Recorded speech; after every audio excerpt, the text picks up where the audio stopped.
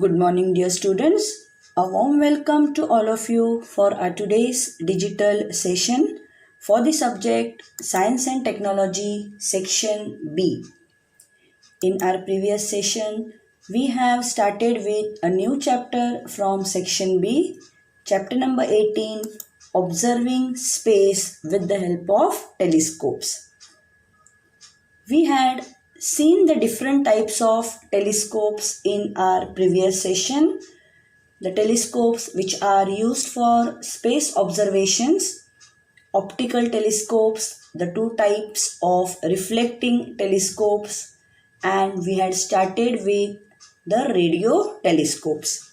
So as usual, in the first 5 minutes, we will just revise the topics which we have studied in the last session, and the topics for today are the information about ISRO, that is Indian Space Research Organization, and ASTROSAT, and then we are going to start with the discussion of textual exercise.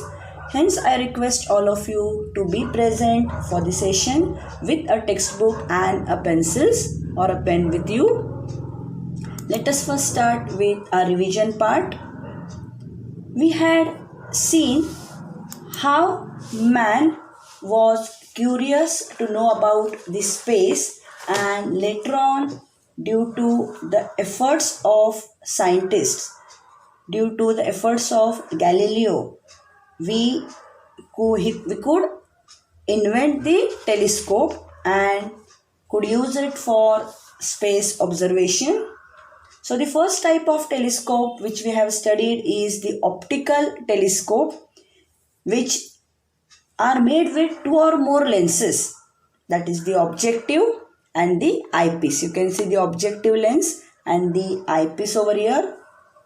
To collect the maximum amount of light which is coming from any heavenly object, this objective lens should be made as large as possible, and then using this light which is collected by the objective, a smaller lens you can see here which is known as the eyepiece, it produces a large image of the source.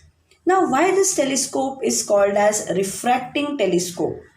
I have told you yesterday, light rays, when they enter from one medium to the other medium, that is from the atmosphere to the lens, into the lens, and again into the atmosphere, they pass from one medium to the other. So this light rays, they change their direction, which is known as refraction, and hence such telescopes are called as refracting telescopes. We had also studied last time that even though refracting telescope is useful for space observations, different difficulties are faced in using them. The first difficulty was it is very difficult to make very large lenses because they are very heavy and they tend to get distorted.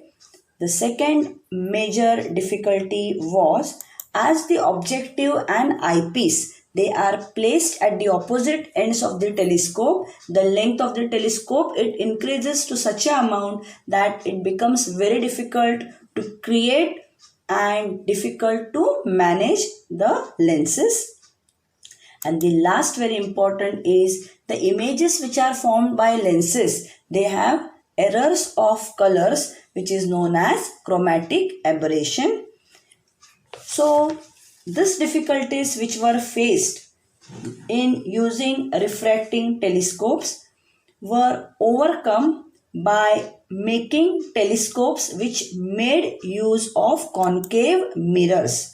So now in place of mirrors, in place of lenses, it is replaced by mirrors. So as light rays get reflected by mirrors in these telescopes, they are called as reflecting telescopes.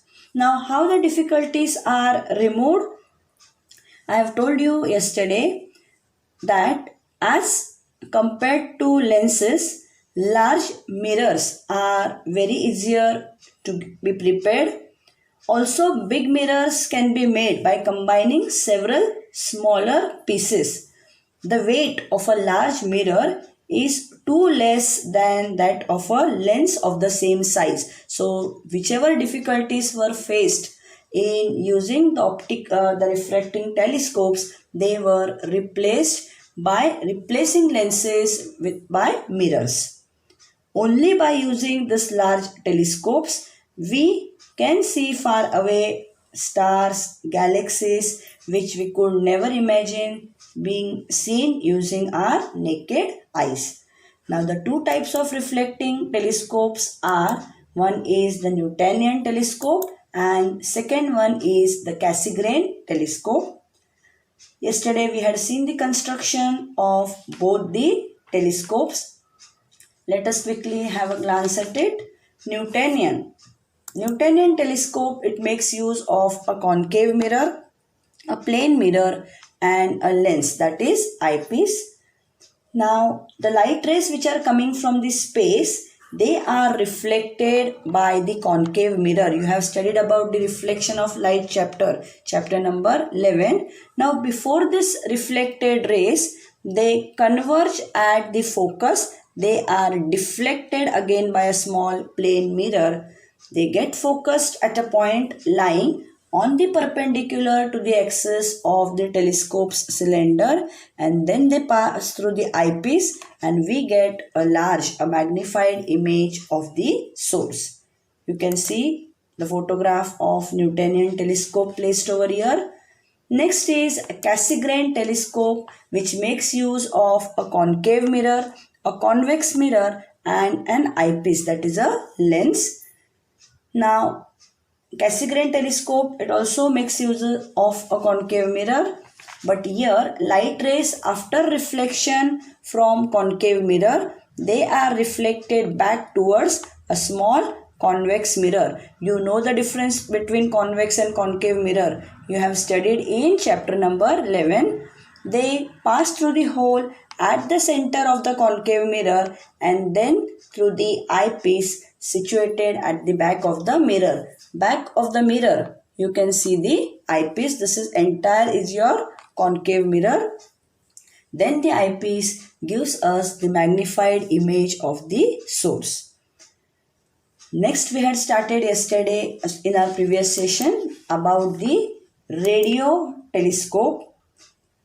What is a radio telescope?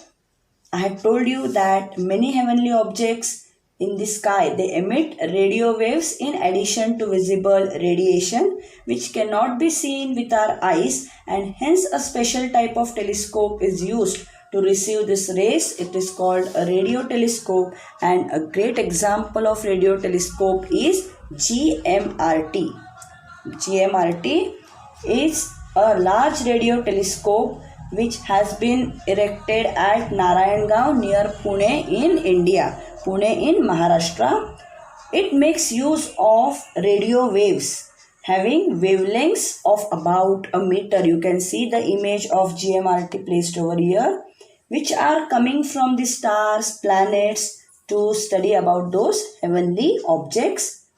What is actually a GMRT? Why it is called GMRT? It is called a giant telescope as the arrangement of the 30 dishes over an area which measures up to 25 km across is made in such a way that it works as a single dish having a diameter of 25 km. What would this mean? GMRT gives the same data that we would have got from a telescope having a single dish of 25 km diameter. You can see this dish. It is same as like the dishes which are erected at the top of the buildings, cables and all. Now, this GMRT, it is prepared by Indian scientists and engineers of India at a minimum cost and is a world standard research facility. I have told you last time also, it is really a pride for India that scientists from all over the world, they are coming to India to make use of this GMRT and study about the solar system in details, about the solar winds, pulsars, supernova, interstellar hydrogen clouds, etc. with the help of GMRT. Last time I had told you what is supernova, what is pulsar. So up till this we had seen last time.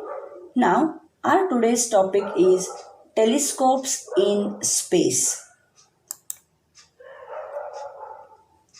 You all know that the visible light and the radio waves which are emitted by heavenly bodies in the space, they can travel, they can pass through the earth's atmosphere and can reach the earth's surface, and so optical and radio telescopes can also be erected on the surface of the earth. Now as this rays they travel through the earth's atmosphere, they reach the earth's surface, they can be erected on the surface of earth. However, this earth based telescopes, they have some problems in making good quality observations.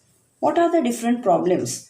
The visible light which is coming from a heavenly object, which is coming from a heavenly body, it has to pass through the earth's atmosphere to reach the earth's surface, and during this journey what can happen? Some of the light is absorbed by the atmosphere and the intensity of the light reaching the earth's surface decreases. Suppose you have started climbing a hill, a mountain. Your speed in the initial stage is very large. As you continue with the movement, with the climbing, slowly and gradually your speed goes on decreasing. Similarly here, when this light rays from the heavenly objects, they enter the earth's atmosphere, they have to travel a long distance, and some of this light is absorbed by the atmosphere, due to which the intensity of light reaching the earth's surface, it decreases. What is the next problem? The next problem is caused by the changes in the atmospheric pressure and temperature, which you know is continuous. This changes, they cause the turbulence in the atmosphere, which in turn cause the light rays to change their path slightly, and the position of the image is not proper. One more difficulty is because of the sunlight. During the daytime, we cannot use optical telescopes. During the night time, what happens? City lights and cloudy weather can cause difficulties in observing the heavenly bodies. See, so many difficulties in using these earth-based telescopes. Now, all these difficulties have to be reduced. So, to reduce these problems, optical telescopes are situated on the top of the mountains and in uninhabited places. So, here, if we really want to get rid of all these problems, different problems you have seen now, changes in the atmospheric pressure, temperature, the sunlight which is interfering during the daytime, during the night time the cloudy weather and the city lights are causing difficulties. So really, if we want to overcome all this, we should place the telescope above the earth's atmosphere, that is in the space itself. Why? Because all these problems do not exist in the space, and thus the image obtained by the space telescopes would be very bright, very clear, and will remain at one place without shaking, without causing any change in the position of the image. And scientists have really started working on this very seriously and have started turning this idea into reality. Our next topic, a very, you can say, topic of pride for India, is about the Space Research Organization, ISRO, Indian Space Research Organization at Bangalore. Now this institute, you can see the photograph of the institute at Bangalore, which is placed on this slide. It was established in the year 1969, and what was its aim? Its aim was the developing technology for making and launching of artificial satellites in India. Now till date, ISRO has successfully launched a large number of satellites. ISRO's program is foremost among the successful programs which are undertaken by our country, by our nation, that is India. And India's progress in space science has played a big role in the national and social development. Now the different series of satellites you are going to see, the INSAT and the GSAT series of satellites support our telecommunication network, television broadcasting and your meteorological services. Next year in the 10th standard, you have the last chapter in section A, that is space missions. In that chapter, you are going to study about the satellites in details. The full form of INSAT is Indian National Satellite and GSAT is Geosynchronous Satellite. They support our telecommunication. Telecommunication means about the telecasting of television programs, mobile phones, internet services and meteorological services. You all know how to predict about the any changes in the climate, about the rainfall. Indian Meteorology Department you have studied in chapter number 9. Next is the EduSat satellite. You all know it is used exclusively in the field of education. The IRS satellite is used for monitoring and management of natural resources as well as disaster management. EduSat, you know the full form. IRS, Indian Remote Sensing Satellite. So in details you are going to study about them in the next year in standard syllabus. Now the last topic to end this very short and sweet chapter is AstroSat. AstroSat, something new for you. You can see the image I have placed here. In the year 2015, Indian Space Research Organization, that is ISRO, it had launched an artificial satellite called AstroSat in space. Now this satellite, the unique characteristic of the satellite was it has ultraviolet, that is UV, and X-ray telescopes and detectors.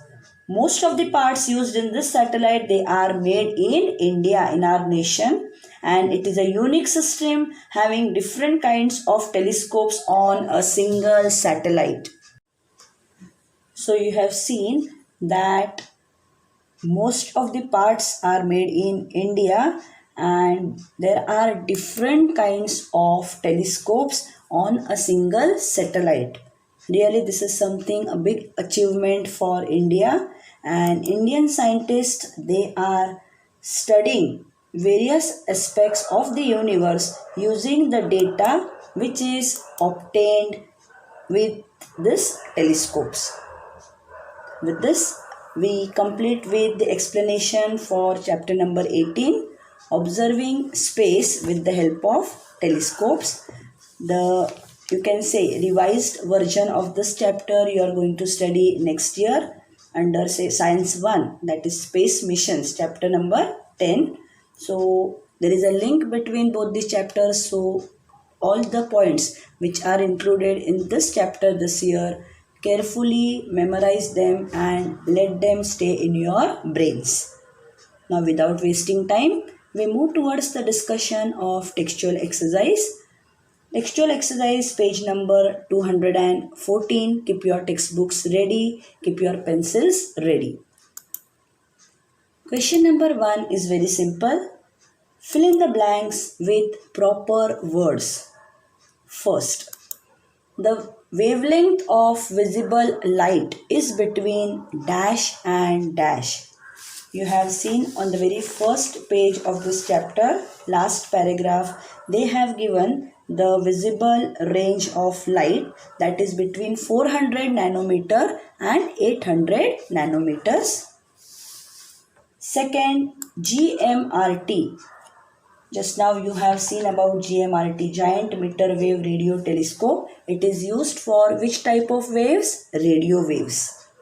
C is omitted because it is the question based on the reduced part of the syllabus. A certain X-ray telescope is named after scientist dash. So page number 213, the block which is removed about Chandra, it is based on that. So that question is removed. So we move to D. Next one. The first scientist to use a telescope for space observation was Galileo. Again, E question is omitted because it is also based on the reduced part of the syllabus. The biggest optical telescope in India is situated at dash. Same page number 213, the green colored block about the Hubble telescope. They have removed out from the syllabus. So whatever part is removed out from the syllabus, no questions should be asked on that part. So from question number 1, C and E are omitted. Question number 2, form pairs. Here also actually first and third should be omitted, but now as it is match the columns, I have included them. First one, X-rays Chandra. Second, optical telescope Hubble. Both these are on the reduced part of the syllabus. So take a note that just go through. Nothing will be asked in the exam. Indian Radio Telescope GMRT. And the fourth one, launching artificial satellites is done by Indian Space Research Organization ISRO. So we have completed up to question number 2. Question number 1 and 2 are over. Question number 3 is a brief question. What are the difficulties in using ground-based optical telescopes? That is the earth-based optical telescopes. How are they overcome? Just now we had seen which are the different difficulties which are faced when you use the earth-based telescopes, about the sunlight, about the nighttime problems, about the absorption of light in the universe. So you have to mark the points in the textbook. Refer page number 213 for marking the answer and carefully mark. Now this question is divided in two parts. First part is you have to write about the difficulties which are faced, and in the second part how the difficulties are overcome. So let us first see which difficulties are faced. First, page number 213, very first line.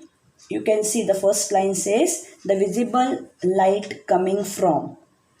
So you have to start marking from there. You have to mark from the second line. You can see the second point in the textbook, during this journey. So skip that part. During this journey, some of the light is absorbed. So before light, add the word visible. That is your point number 1. Page number 213, second line. Some of the visible light is absorbed by the atmosphere and the intensity of light reaching the Earth's surface decreases. Second difficulty is you have to continue with the marking over there. Second problem is caused by the changes in atmospheric pressure and temperature. This changes cause turbulence in the atmosphere, which in turn cause the light rays to change their path slightly and thereby shake the position of the image. Third difficulty, you have to continue marking. Cut the word also in the textbook. Start from because. Because of sunlight, we cannot use optical telescopes during the day. During the night too, city lights and cloudy weather can cause difficulties in observing the heavenly bodies. So these are the three difficulties which are faced. Now how they are overcome? To mark these points, move ahead with the marking. So the first way of overcoming the problem is first, second, third, fourth, fifth last line of the paragraph. You have one paragraph on page number 213, the very first paragraph, fifth last line.